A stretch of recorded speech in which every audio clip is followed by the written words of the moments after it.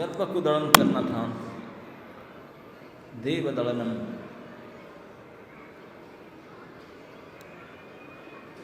जब इंद्र को पूजा कर रहे थे ब्रजवासी लोग, उनके वंश परंपरा क्रम से उनके पिता सदियों से होते आ रहा था।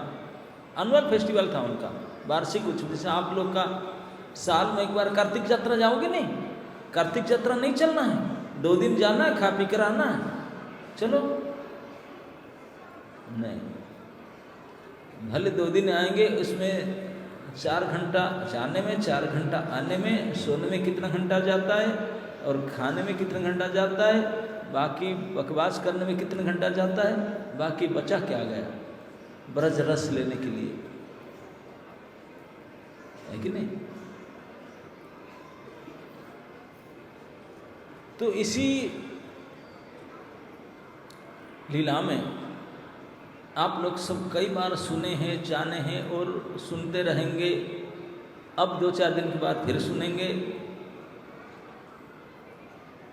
इंद्र का पूजा कर रहे थे। हर साल दिवाली के दूसरे दिन, प्रतिपदा के दिन इंद्र यज्ञ हुआ ही करता था।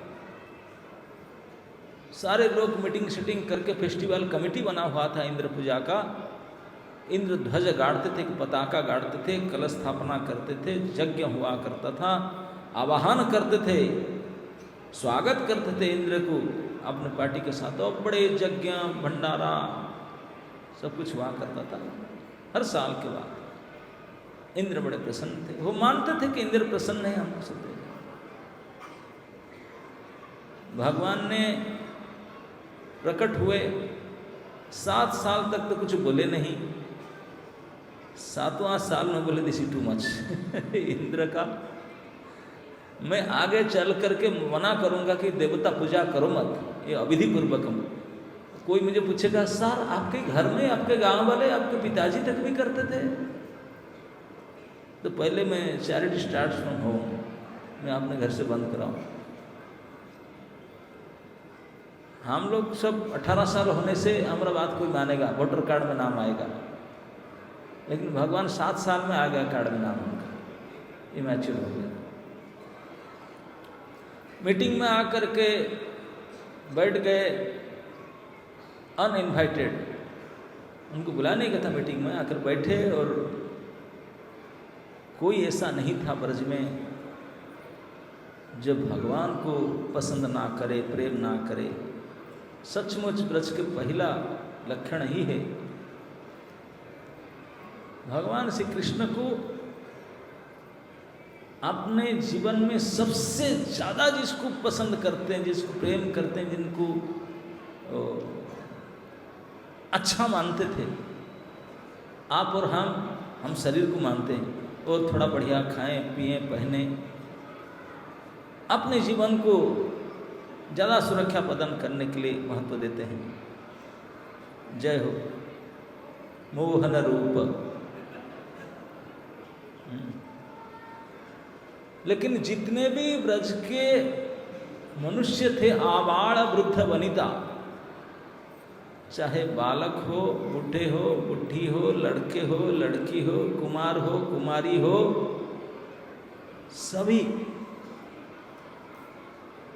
हमारा जान सबसे प्यारा है।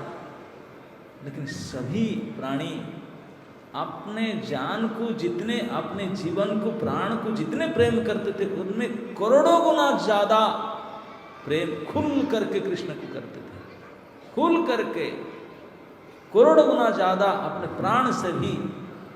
प्राण कोटि, शास्त्र में कहा गया, ब्रजवासियों का कृष्ण के प्रति क्या संबंध था? प्राण कोटि स्नेह ममता। आप अपने प्रति स्नेह करते, ममत्व भाव रखते हैं, लेकिन इन सब ने करोड़ों गुना ज़्यादा अपने से, भले मैं मर जाऊं, मेरे जो हैं वो सब मर जाएं, लेकिन ये नंद की लाला ना ना ना, प्राण कोटि स्नेह ममता उनके प्रति था। जब जो बोलते थे कौन कैसे नहीं मानेगा, उनको जब उन्होंने मीटिंग में आकर बैठ गए तो कोई एक नहीं था जो उनका बोली को रोक दे। नंद महाराज थोड़ा बहुत बोलते थे लेकिन उनकी बोली बंद करा दी।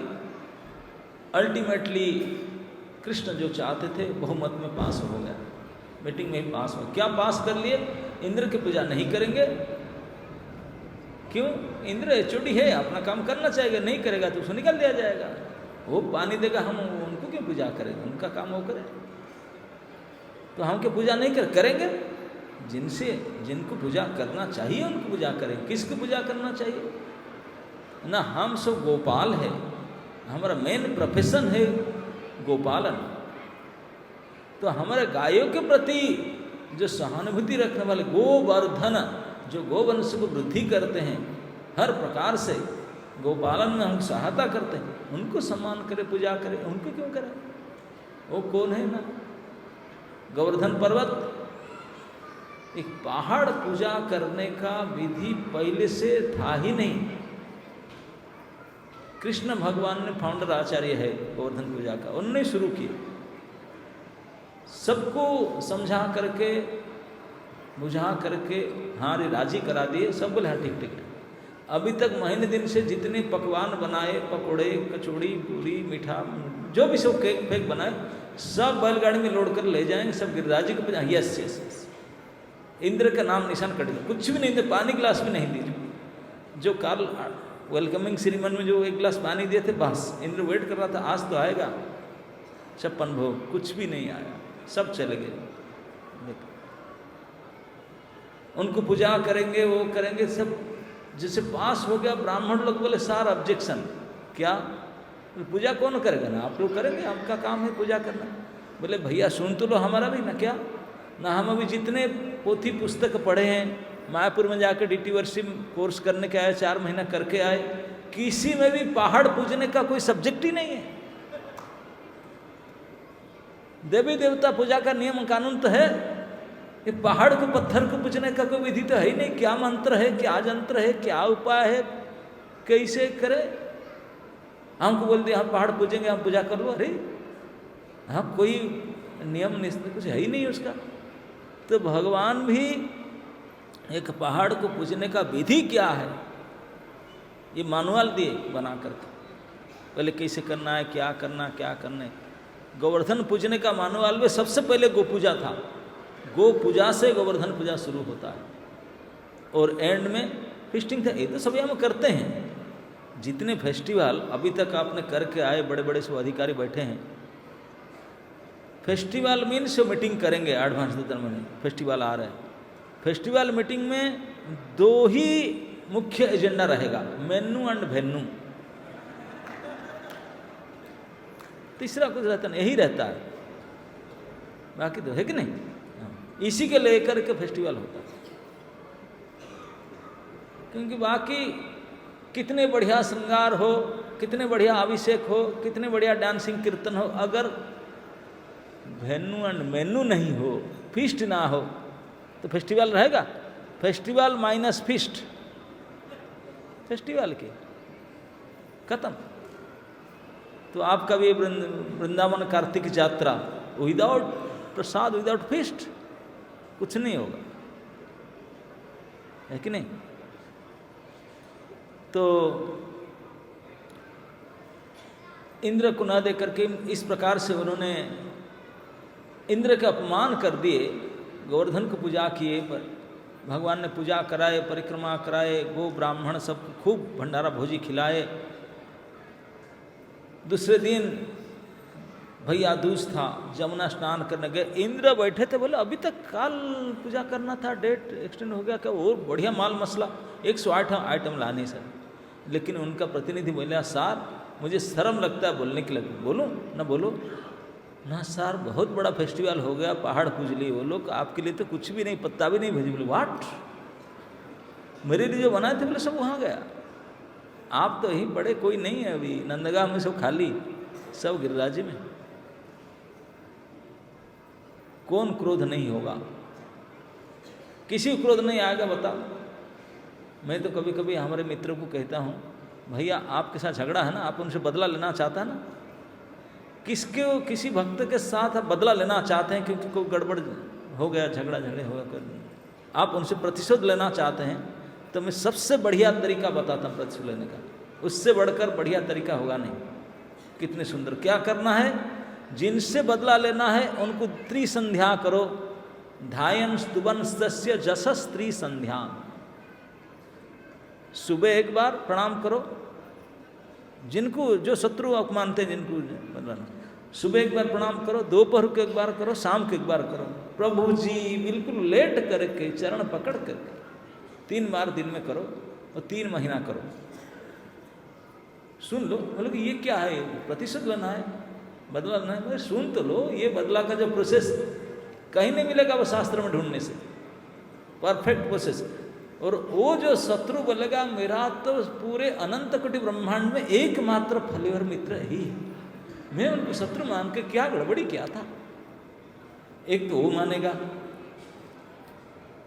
जिसके साथ झगड़ा शत्रु वो तो मान ही जाएगा, बोलेगा किसी की बात नहीं सुनूंगा, अनंत कोटि ब्रह्मांड में एकमात्र मेरा तो यही है, जो प्रत्येक दिन 3 बार मुझे प्रणाम करता, त्रिसंध्या करता, ऐसे मानेगा। तो 3 महीने तक रेगुलर 3 बार उनको प्रणाम करो। और मौका देख कर के 3 महीने के बाद में जब अपने मित्र मंडली, अपने सामान्य गण्य अतिथियों के साथ कभी कोई प्रोग्राम में जाता होगा और आप आ जाना सामने, आपको देखते ही वो ब्रेक मार के खड़ा होगा, क्योंकि प्रणाम एक्सेप्ट करेगा, बोले प्रणाम करेगा, अभी मैं उनको इसे आशीर्वाद दूंगा और ये वरदान करूंगा, ऐसे बिल्कुल अपने तैयार हो रहा होगा और आपने सामने जा करके उनके मित्र मंडली के मुँह से ऐसे मुंह मोड़ के चल देना, झुकना नहीं, प्रणाम नहीं करना, राम सुन कुछ भी नहीं बोलना, बस केवल इतना करना। 3 महीना प्रणाम करने के बाद एक दिन मुंह मोड़ के चला जाना उनके सामने से जाकर।